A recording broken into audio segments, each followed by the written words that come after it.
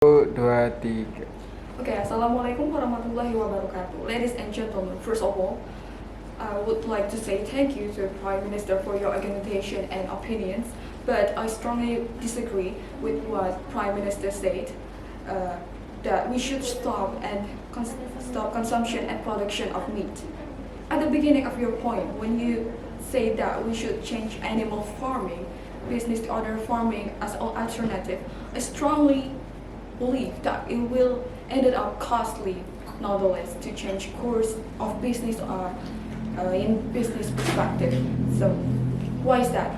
Because to open new business, one will require new skills and knowledge from the worker. It also requires training, time, and even you should think about the other rival business as well, and to the effect of the worker, because many might have to quit or fired because the company needs to have more people in new specialty of business. So it will just be a waste of time and money to change course of business to a new one. Next, I want to argue about this first main argument of totally switching to plant-based diet and still able to supply our nutritional needs. In nutritional facts and knowledge, meat provide more nutrition, especially in protein and minerals, and also a consumption of plant diet only will cause unbalanced effect of body instinct. Our body basically needs a meat in order to have balanced functional body in terms of nutritional and various kind of food consumption. So just like in our regulation in Indonesia, as we know as general guidance of balanced nutrition, the first point on there is we need to consume various kind of food, including meat. Also, you forget that in order to be able to consume more plants, we require more lands, right?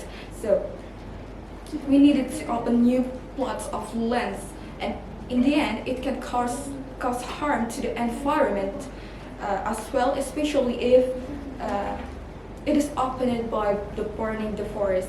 It's also not easy to have many plot of lands for agriculture, and it can cause to the environmental instability and imbalance as well if the forest ended up become more or less than it is now. And then for the second my point, I also want to argue when you say that no meat at all will cause way less disease, that's totally not true. Here you say that the problem is just the overconsumption on meat, right? So, but that is not all. Overconsumption on anything else also will have a negative impact on the body, nonetheless. For example, if we ate too much eating and vegetable only, of course it will have our body will have too much mineral and vitamin intake.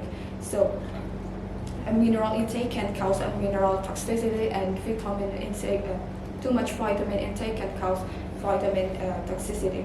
More example is just too much vitamin C, like could cause a nausea, diarrhea, and stomach cramps.